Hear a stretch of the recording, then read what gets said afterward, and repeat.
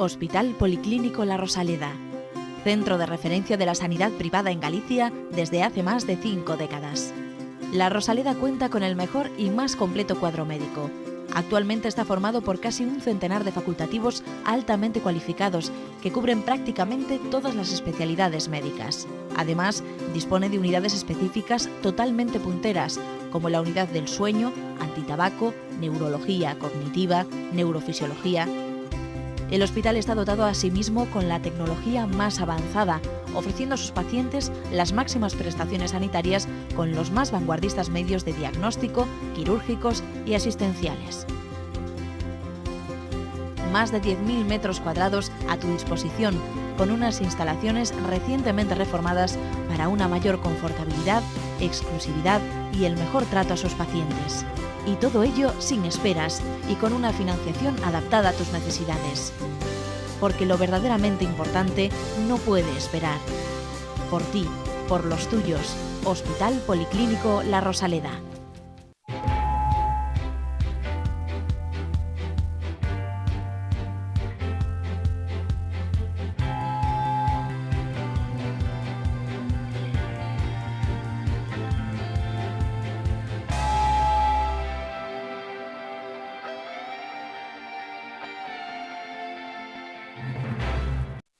Hola, bienvenidos. Ya estamos aquí otra vez los pesados de Falando de Saúde para darles a todos ustedes un poco la paliza sobre temas que tienen que ver con cómo manejamos este bien tan necesario y tan, bueno, a medida que pasan los años, escaso, que es la salud.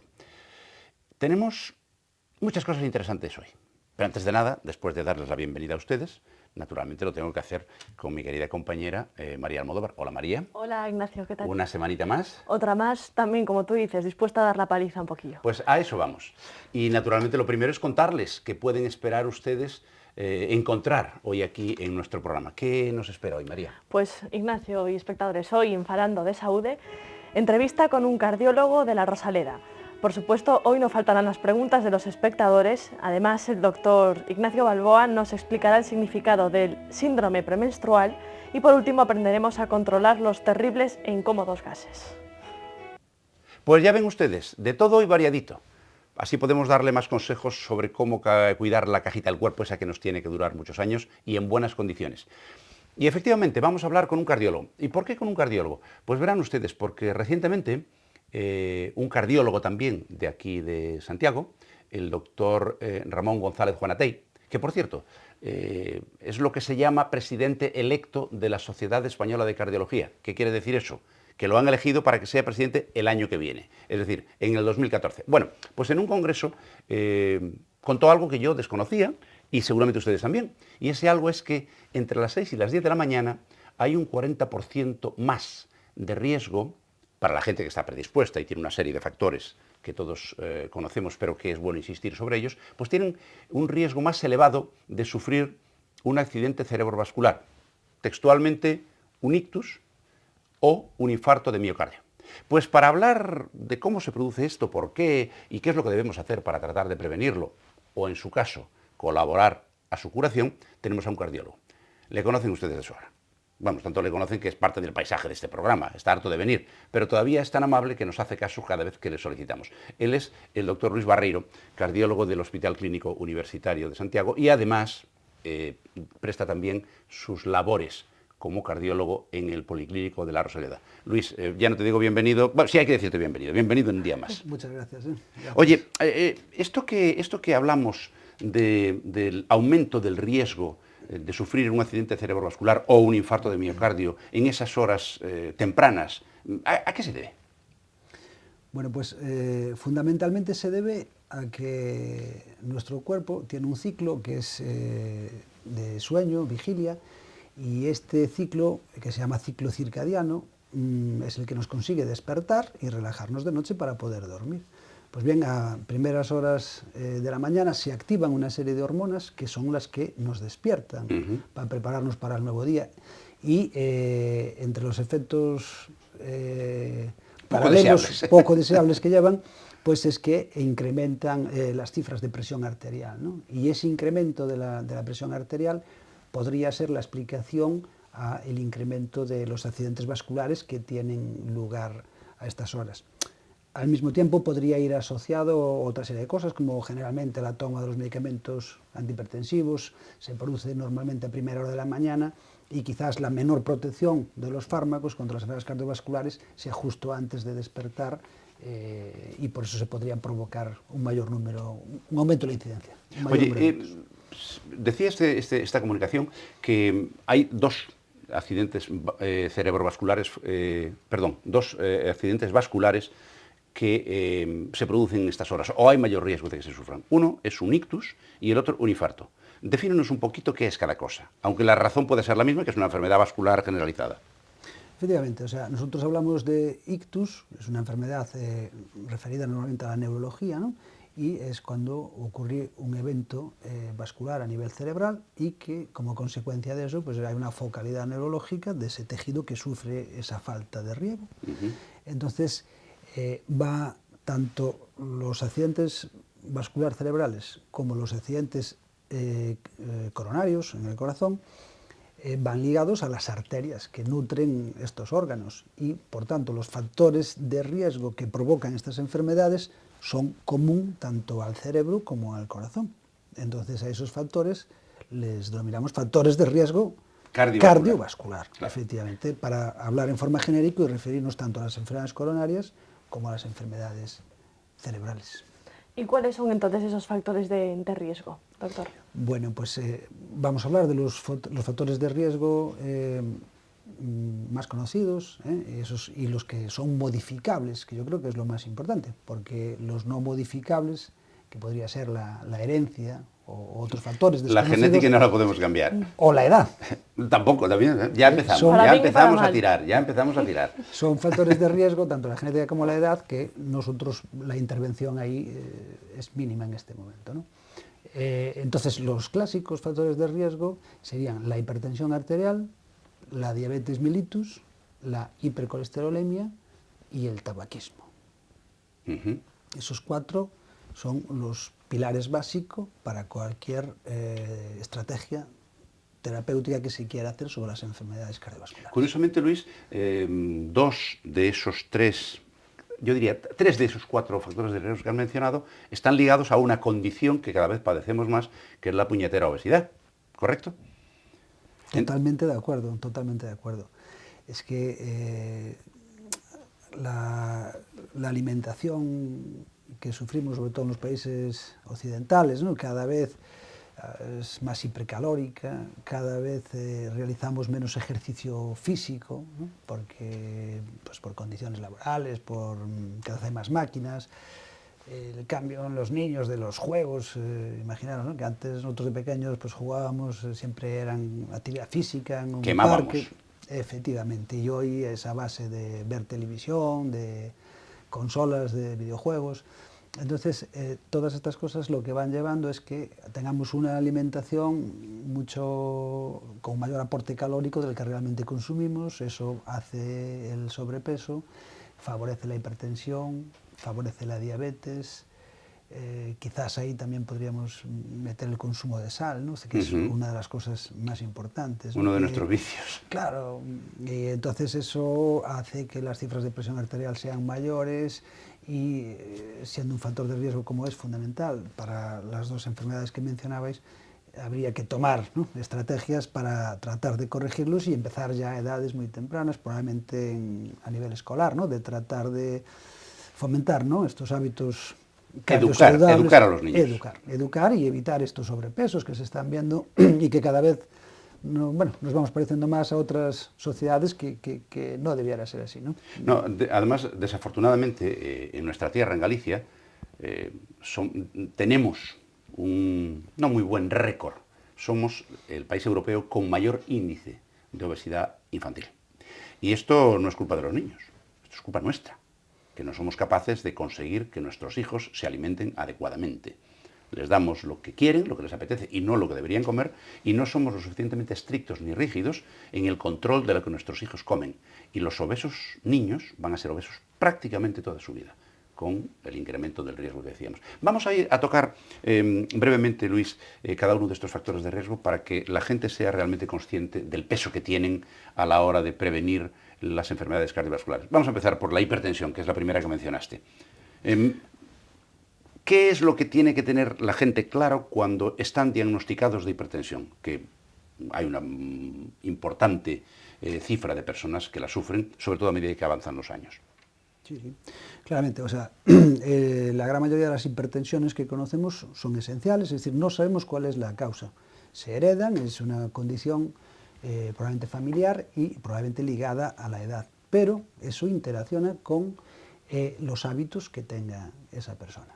Entonces, es fundamental para corregir la hipertensión, primero, aceptar la enfermedad, Sí, sí. saber que es una enfermedad crónica, que va a ser para toda la vida, que necesitará un tratamiento, ya sea con medidas dietéticas o farmacológico crónico, permanente, para conseguir siempre tener controladas esas cifras.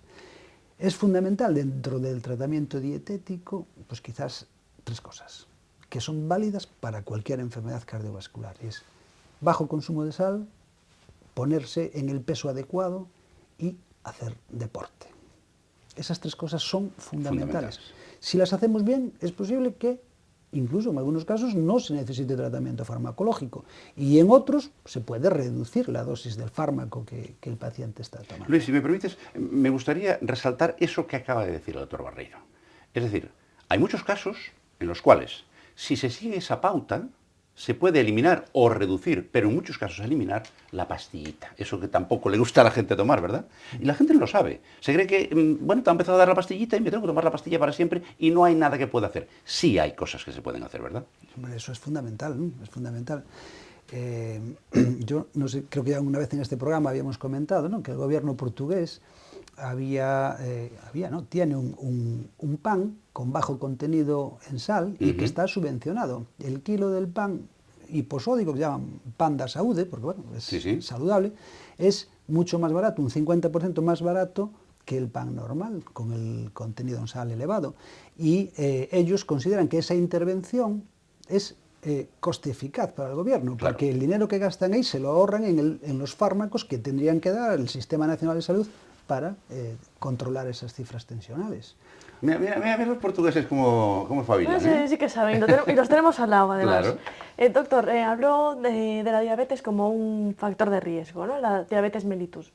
¿Por qué es un factor de riesgo para sufrir un accidente cardiovascular? Bueno, la diabetes es una enfermedad también muy ligada a la falta de ejercicio, al exceso de peso, a una dieta hipercalórica. Siempre voy a hablar a la diabetes más frecuente, que es la diabetes mellitus tipo 2, la que aparece en la edad adulta y en la que hay una producción de insulina normal con una resistencia a la misma, probablemente en relación a tener un espesor de grasa corporal elevado, ¿no? Esta diabetes es la más frecuente y esta diabetes es por sí misma un factor de riesgo independiente y al mismo tiempo va a ir asociada a una vida sedentaria, exceso de peso, probablemente hipertensión, y es a veces difícil separar el factor de riesgo exclusivo de la diabetes del contexto de esa gente, ¿no? Entonces, la diabetes lo que va a producir es una alteración en los lípidos, suele haber unas HDLs, que son los colesteroles buenos bajos, unos triglicéridos altos, y lo que va a hacer es fomentar lo que se llama la arteriosclerosis, es decir, va a aumentar la obliteración, el cierre de las arterias, con lo cual va a haber menos riego hacia el corazón, hacia el cerebro y hacia las piernas, haciendo lo que es la claudicación intermitente, que es otra manifestación de las enfermedades cardiovasculares. Es decir, aquella gente que al caminar le aparece dolor en las piernas, no pueden seguir caminando, lo que se conoce a veces como la enfermedad de los escaparates, que le obliga a parar, recuperar un poquito el riego y volver a empezar a andar. Hay otro elemento, los que había mencionado el doctor Barreiro inicialmente, la gran mayoría de ellos están relacionados pues, con los hábitos de vida y los hábitos alimentarios, que no suelen ser los adecuados. Comemos como si tuviéramos que ir a sachar todos los días, pero ya nos sachamos, ni siquiera vamos, con lo cual acumulamos y nos ponemos como focas con todas esas consecuencias. Pero hay otro elemento que él mencionó y que sí es perfectamente evitable. Estos otros también, pero este es más fácil. No más fácil, pero sí más sencillo, que es el tabaquismo. ¿Qué significa? ¿Qué relación tiene? ¿Qué peso tiene? en las enfermedades cardiovasculares el hábito, ese hábito nefando que es el consumo de tabaco? Pues tiene un peso importantísimo, ¿no? Importantísimo. Y ahora se está viendo que desde los cambios en la legislación vigente, cara a no fumar en sitios públicos, etcétera, hay una incidencia menor en este hábito, y nosotros también estamos viendo que hay una incidencia menor en los síndromes coronarios agudos. No se podría establecer una relación tan exacta en cuanto a esta disminución en la incidencia, pero el tabaco es uno de los hábitos tremendamente más nocivos para las enfermedades cardiovasculares en general. Normalmente, las personas o la población que tiene un hábito tabaco suele tener otros factores de riesgo asociados, como vida sedentaria, sobrepeso. Es decir, normalmente la persona que fuma no va a hacer deporte, precisamente porque, sí, porque se ahoga. Al final es un sumatorio de varios factores. Claro. Pero yo creo que es fundamental, y ahí el Estado tiene la obligación de educar y prohibir el mínimo atisbo para conseguir que se reduzca esta incidencia en la población, sobre todo ahora en la gente joven, que es quizás la que tiene una mayor vulnerabilidad a empezar con este vicio, ¿no? ¿Sufrimos más los fumadores pasivos, digamos, este problema, o da igual? Hombre, yo creo que como fumador, o sea, al ser un fumador pasivo, yo creo que es un problema también de ética, ¿no? Es decir, yo creo que realmente una persona que decide no fumar no tiene ninguna obligación de aumentar la incidencia de tener un cáncer de pulmón o una enfermedad cardiovascular por soportar que otra persona sí fume. Esto no es ser talibán, pero yo creo que realmente es así de claro. Es decir, debe ser de las pocas cosas en que uno va a sufrir por culpa del vicio del otro. Es decir, si usted se toma un vaso de vino, lo toma usted, no lo tomo yo. Y sin embargo, si usted fuma, me hace fumar a mí. Yo creo que está claro. Es decir, ahí no hay ninguna discusión. Pero ¿sabe qué contestan a eso los fumadores, los activos? Que a lo mejor pues no les gusta el perfume que están percibiendo de la otra persona. Entonces... Sí, pero el perfume no mata y el tabaco sí. Nadie demostró que el perfume matase. Esto es. Bueno, Luis, en el libro El película del perfume, bueno, ahí... ya. Pero bueno, es otra cosa. Ese era el perfumista. Sí. Era otro que mataba. Luis, unas palabritas muy breves sobre el tema del colesterol, que como tú decías antes, es otro de los factores de riesgo. No el colesterol en sí mismo. Será bueno que el cardiólogo nos confirme que efectivamente el colesterol, el no tenerlo, es peor que tenerlo. Lo que no hay que tener es en demasía, y además hay dos tipos. Cuéntanos algo de eso, Luis. Bueno, pues de los 4 factores clásicos que habíamos mencionado, ¿no? Como factores de riesgo en la cardiopatía isquémica, el colesterol es otro de los pilares fundamentales. Existen 2 colesteroles, básicamente. Hay más, estos se separan por la densidad que tienen. Entonces, básicamente existe un colesterol bueno, que es el de alta densidad, el HDL colesterol, que se encarga de transportar el colesterol de las arterias y llevarlo hacia el hígado. Es decir, es como si fuera un camión de la basura que limpia ese colesterol malo y lo desecha en el hígado, con lo cual es protector. Y existe el inverso, que es el colesterol malo, que es el LDL, que es el que se deposita en las arterias, se puede oxidar, forma la placa, puede fracturarse, romperse, fisurarse, hacer un trombo y, como consecuencia, un infarto, ¿no? Volvemos a lo mismo, el colesterol en parte puede estar codificado de una forma genética y en otra parte va a depender de la alimentación. Es fundamental, como decíamos antes, conservar los hábitos alimenticios de las dietas mediterráneas o atlánticas, en el sentido de un gran consumo en pescado, en alimentos frescos, en verdura, el aceite de oliva, pues por qué no una copa de vino. Estas cosas que hicimos toda la vida en su justa medida y en su dosis correcta, y evitar las grasas, las comidas rápidas, las frituras y cosas importadas que nunca se hicieron aquí y que son las que realmente nos pueden perjudicar mucho. Bien, ya sabemos qué es lo que nos pasa si hacemos las cosas mal. Y una de las cosas que nos pasa si las hacemos mal, y ahora sabemos que también a unas horas determinadas del día con mayor riesgo, está el que nos aparezca un infarto de miocardio. Pongámonos en que nos despertamos por la mañana y pues va a ser que me siento yo mal hoy. Luis, ¿qué tiene que sentir alguien para que se le dispare la voz de alarma y decir, me voy al médico? o llamo a urgencias porque me encuentro fatal. Danos 2, 3 síntomas que permitan que la gente se le dispare la alarma porque puede estar sufriendo un infarto de miocardio. Hombre, yo me voy a referir a lo que sería la presentación típica, ¿no? La presentación clásica, ¿no? Es decir, normalmente, aunque no siempre, ¿no? Pero normalmente el infarto de miocardio o el síndrome coronario agudo o lo que es la angina, lo que presenta es un dolor que suele ser en la mitad del tórax, centrotorácico, opresivo, que puede estar como ubicado en la zona de la corbata, puede irradiar hacia el cuello o hacia las mandíbulas o incluso hacia la espalda, puede venir hacia el brazo izquierdo.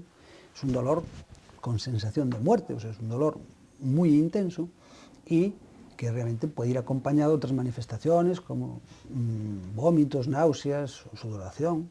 Entonces, ante la presencia de un dolor de estas características, lo primero que habría que hacer es avisar al sistema más rápido de emergencia, que en este caso sería el 061, y puestos en comunicación con ellos, explicarle la patología que tenemos para que ellos nos dispongan los medios más oportunos y más rápidos para el traslado inmediato hacia el hospital, ¿no?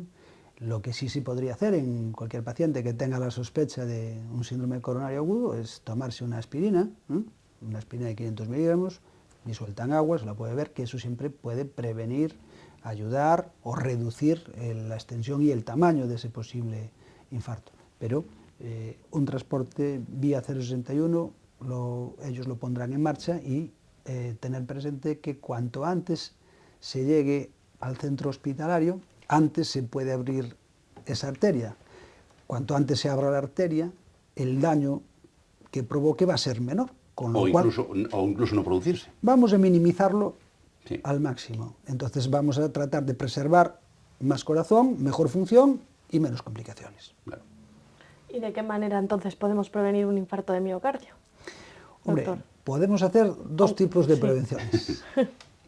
Una que sea la prevención primaria, es decir, la población general que nunca tuvo nada, tratar de evitar que aparezca por primera vez una enfermedad coronaria, y para eso tenemos que tratar unas reglas básicas. No fumar. El estilo de vida saludable, ¿no? Efectivamente. Pero sí, así parece obvio y es fácil, pero después no se hace. Es decir, tratar de tomar alimentos frescos, comer con poca sal, ¿no? Estar en nuestro peso, hacer un ejercicio físico regular, pues 5 días a la semana, 3/4 de hora, caminar 5 kilómetros, o bicicleta, o una piscina, y tratar de comer, pues eso, alimentos frescos, sanos, mucho pescado, ¿no? Estar en nuestro peso, hacer una analítica, pues ponernos una vez al año, ver dónde están nuestros niveles de colesterol, hacer una revisión de salud en el que veamos que nuestras cifras de presión arterial son óptimas, que tenemos un nivel de glucosa, de glucemia, o sea, glucosa en sangre, que esté dentro de los parámetros normales, y eso, básicamente es eso, y con eso, eso es fundamental. Esas normas, que son aplicables a toda la población en general, habría que hacerlas más estrictas. De obligatorio cumplimiento. De obligatorio cumplimiento en la gente que ya haya padecido una enfermedad coronaria. Ahí hablaríamos de prevención secundaria. Entonces esa gente, esas personas van a tener que tener las cifras de colesterol más bajas que en la población normal. La tensión por debajo. Hay que tener muy claro qué cifras de presión arterial tienen, hay que tener muy claro el control de la glucemia y la glicosilada y, por supuesto, evitar a toda costa el tabaco. Esta es una gente que normalmente estos pacientes van a estar tomando siempre algún antiagregante tipo aspirina o similar y la gran mayoría van a estar tomando estatinas, que son fármacos que, aparte de bajar el colesterol, tienen otros efectos que consiguen reducir la incidencia de un nuevo evento coronario. Luis, has mencionado antes, y creo que es importante recalcarlo, que la práctica del deporte es fundamental. Naturalmente estamos hablando de un deporte ajustado a la edad, sexo y condición del sujeto. Porque claro, hay mucha gente que, bueno, pues por la razón que fuere, en su vida han practicado deporte, ahora le dicen, no, si quieres prevenirte tienes que hacer deporte. Y se ponen a hacer deporte como locos y aparece incluso eso que se llama ahora vigorexia, que es una adicción al ejercicio que va más allá de lo razonable. Pero supongamos el caso de un varón o una dama. Las damas tienen menos incidencia, según tengo entendido, pero varón o dama, me da igual, de edad media, que de repente decide que va a hacer un deporte con regularidad. ¿Es conveniente que pase antes por el cardiólogo para tener una idea aproximada de su riesgo cardiovascular? Y para que le recomienden no lo que debe, sino seguramente lo que no debe hacer en ningún caso. Hombre, las guías lo que recomiendan es que la gente que no estaba haciendo deporte habitualmente y comienza a hacerlo, si tiene más 40 años o más de 40 años, debe, es aconsejable realizar previamente una prueba de esfuerzo, ¿no? Esa prueba de esfuerzo, existen varias formas de realizarla. Una de las más clásicas es correr en un tapiz a distintas velocidades y llegar hasta una frecuencia cardíaca determinada, ver cómo se comporta la presión arterial y ver que el riego del corazón, o sea que no existe ningún signo de isquemia, ¿no? Entonces, es como una prueba para decirle, oiga, usted puede empezar a hacer ejercicio con tranquilidad y debe llegar hasta esta frecuencia cardíaca, no sobrepasarla, como un coche. No te pases de vueltas. Efectivamente, ¿no? Entonces, esa es la forma que nosotros solemos hacer. Entonces, por encima de los 40 años, para la gente que no hacía deporte, debe o se le aconseja realizar esta prueba de esfuerzo, ¿no?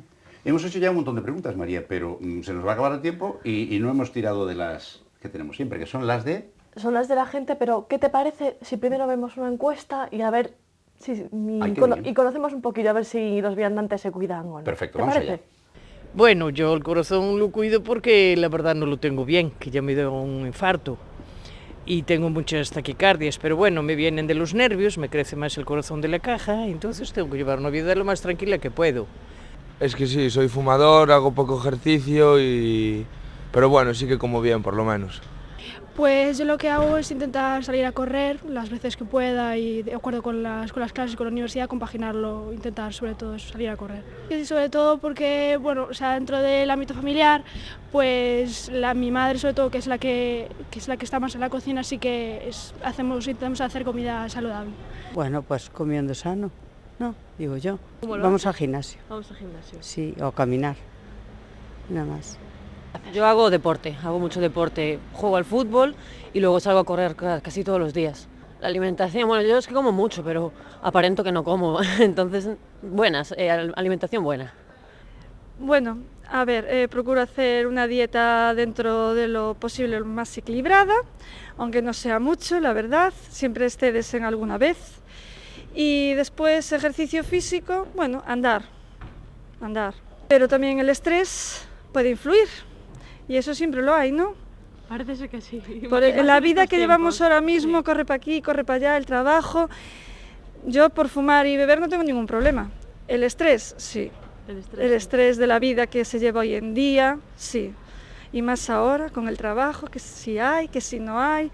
Estás en tensión, siempre, aunque trabajes, nunca tienes nada definido. Pero sí, sí, ahora mismo es complicado. Bueno, voy unas 2 o 3 veces al gimnasio, no bebo, mantengo un peso regular y no fumo. La alimentación, bueno, intento mezclar carnes, pescado, no como carne todos los días tampoco porque tengo entendido que no es muy bueno. Intento incorporar verduras también a la dieta. Estupendo. Pois camiñando. Camiñando e comendo ben, evidentemente. Como enfermo crónico xa teño que levar unha dieta xa regulada, fai moitos anos. Pues ya ven, ya conocemos la opinión de nuestros viandantes, así que ahora nos vamos a la siguiente sección que antes me recordó Ignacio. La gente pregunta.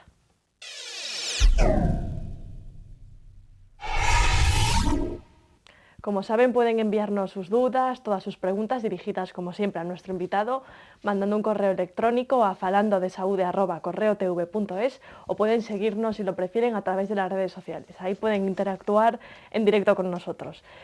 Doctor, empezamos. Son 2 preguntitas, son muy breves. María de Santiago le pregunta si existen enfermedades cardiovasculares que afectan más a nosotras, a las mujeres.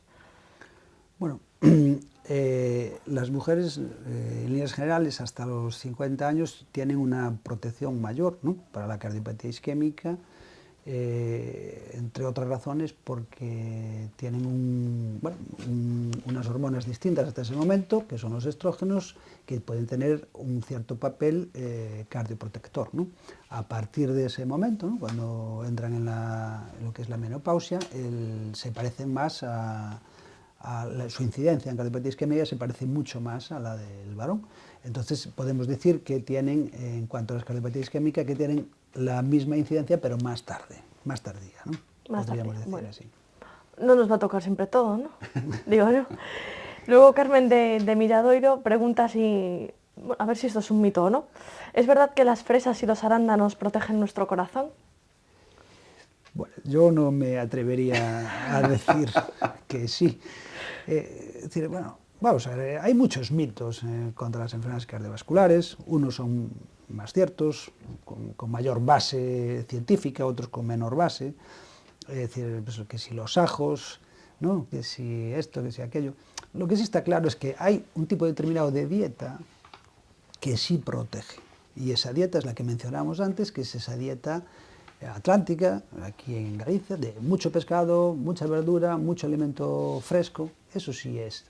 Después, hombre, pues los frutos secos, el pescado con el omega 3, el vino tinto, el chocolate. Bueno, en pequeñas dosis pueden tener algún efecto estabilizante, antioxidante, pero yo creo que no podemos basar ninguna recomendación en algo así casi mágico, ¿no? Como si tomar una cosa de estas nos protege así, después pudiéramos tomar un cocido ahí, claro, que yo creo que no nos vale. Claro, digamos que sea una dieta equilibrada y no ahora salir a la frutería y atiborrarnos de fresas, efectivamente, ¿no? Efectivamente, totalmente de acuerdo en eso. Pues yo creo que les ha quedado bastante claro. Bueno, podríamos hablar de esto durante muchísimo tiempo, pero tendremos más oportunidades. María, ¿dónde vamos ahora? Pues yo creo que es la sección casi, si me apuras, favorita de los espectadores. ¿Por qué? Porque les encanta que te pongan apuros, aunque no lo consiga nunca, pero bueno, tu examen.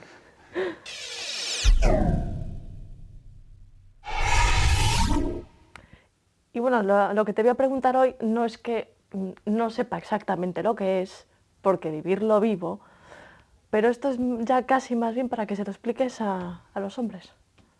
¿Y para qué? Para que les hables un poco del horroroso síndrome premenstrual. Ahí va. Síndrome premenstrual. Bueno, hay veces que sí, lo intenta y lo va a conseguir ponerme en apuros. Porque el síndrome premenstrual, la palabra síndrome en medicina tiene un significado, significa conjunto de síntomas. Es decir, son una serie de situaciones que la gente padece y que cuando se repiten y están asociadas a algo se llama síndrome. Bueno, pues efectivamente existe el síndrome de tensión premenstrual, que lo sufren un porcentaje muy alto de mujeres. Se dice que hasta el 90% de las mujeres llegan a sufrirlo de una u otra manera, con más o menos intensidad, con mayor o menor capacidad de dejarlas hechas un trapo, incluso que desde el punto de vista laboral no puedan acudir a trabajar, y que se debe básicamente a que se produce, por el ciclo menstrual de la mujer, un trastorno en los niveles hormonales. Primero hay una variación, y segundo, si esa variación no es adecuada, pues se producen una serie de síntomas que pueden llegar a ser realmente invalidantes. No graves, pero sí invalidantes. ¿Y cómo se define el síndrome premenstrual? Pues básicamente por 2 o 3 parámetros. El primero, que estas molestias que ahora mencionaré y que todas las mujeres que lo han padecido lo saben de sobra, aparecen en la segunda mitad del ciclo, es decir, después de que se produce la ovulación. Puede ser 10 días antes de la menstruación, 5 días, y que desaparecen pues unas horas o unos días después de haberse producido la menstruación, porque el ciclo hormonal vuelve a cambiar. Pero para que sea considerado síndrome premenstrual, tiene que ocurrir así, o de forma parecida, pero por lo menos durante 3 meses consecutivos, para que sea definido. Y naturalmente, aunque esto depende mucho de la intensidad con que se produzca, ha de ser invalidante, es decir, no vamos a ir al ginecólogo por una tontería. ¿Y qué es lo que sucede? Pues miren, muchas cosas, desde una depresión hasta estar extremadamente sensible, me refiero a los cambios de humor, estar con una irritabilidad que no se aguanta ni ella. Supongo que a eso te referías, María. Efectivamente. Cuando decía que, a ver si las entendemos, cuando están pasando por ese periodo transitorio de mala leche. Bueno, de hecho, tanto en las depresiones como en las agresiones, en la historia de la criminalidad mundial se ha establecido una relación clínica entre el estado emocional de la mujer cuando agrede o se deprime, y que tiene que ver con ese síndrome de tensión premenstrual. Eso no quiere decir que cada vez que lo sufran vayan a matar a alguien o se vayan a suicidar, ni mucho menos. Yo de momento no lo hice, cuidado, que conste. Pero luego también hay síntomas físicos. Pueden sentir náuseas, vómitos, hay una sensación de plenitud, porque se retienen líquidos en muchos casos, hay edemas, es decir, se le hinchan las piernas, tienen las manos hinchadas, a veces los párpados, tienen una hipersensibilidad en muchos casos de los pezones que le puede llegar a provocar hasta molestia el propio contacto con la ropa, es decir, una serie de cosas que hacen que la mujer esté incómoda. Puede haber dolor importante incluso, y bueno, pues hay que vivir con ello, no queda más remedio. Eso sí, no quiere decir que esto sea normal. Lo que hay que hacer inmediatamente cuando se cumplen esos dos requisitos, que dura esos días y que lo hace de manera continuada en el tiempo, entonces hay que ir al ginecólogo porque hay tratamiento. Y el tratamiento consiste en tratar los síntomas. Pues se puede utilizar un montón de cosas, desde cuando te duele mucho la cabeza, pues de tomarte una aspirina, por ejemplo, o un ibuprofeno, hasta que tengan que darte hormonas porque los niveles de las tuyas de manera natural están alterados. Síndrome de tensión premenstrual. Hay que vivir con ello. ¿Qué remedio queda? Y nosotros lo entendemos también. Bien, eso me parece mejor todavía. ¿Y ahora qué nos toca? Pues ahora nos vamos, si quieres, a la Rosaleda y vamos a aprender cositas en un reportaje. Vamos allá.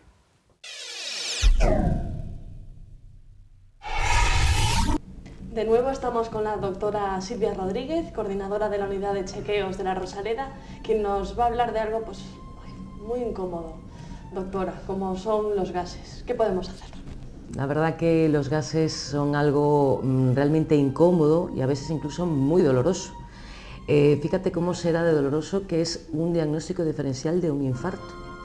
En muchos casos, en los servicios de urgencias, hay personas que llegan con un dolor torácico y después de hacer las pruebas sabemos o llegamos a la conclusión de que son gases.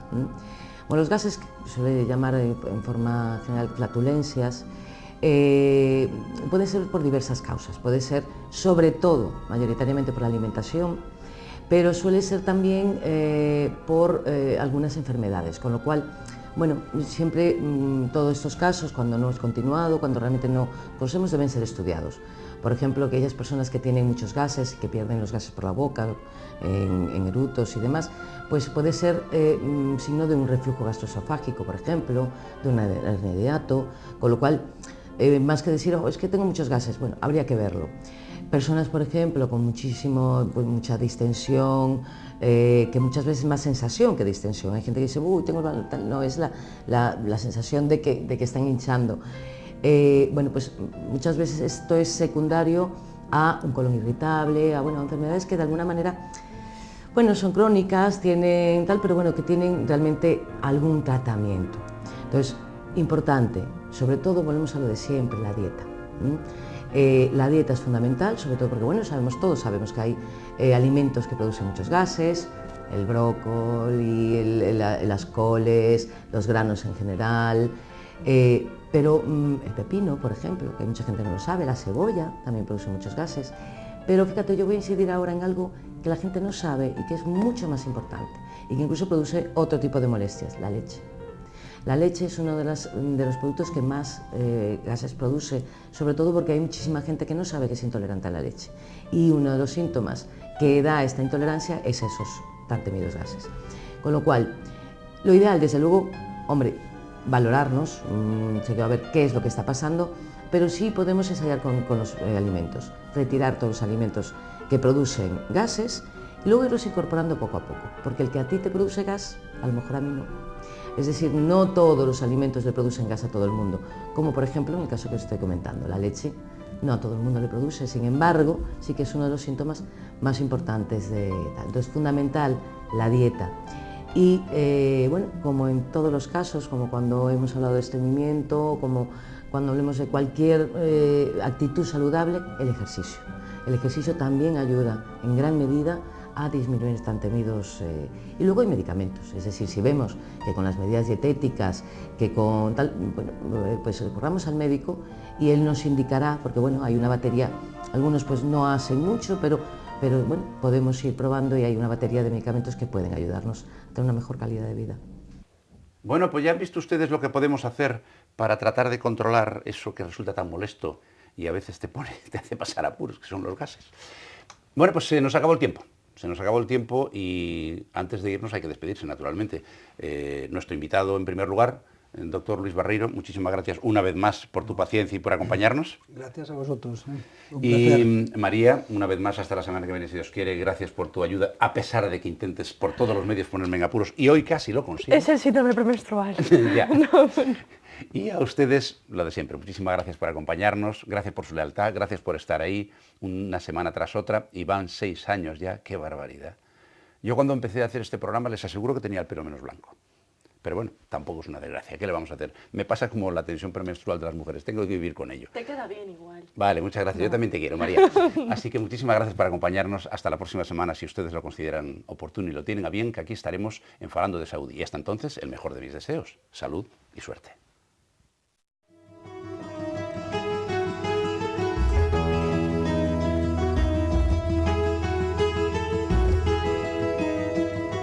Centros Médicos La Rosaleda han patrocinado este programa.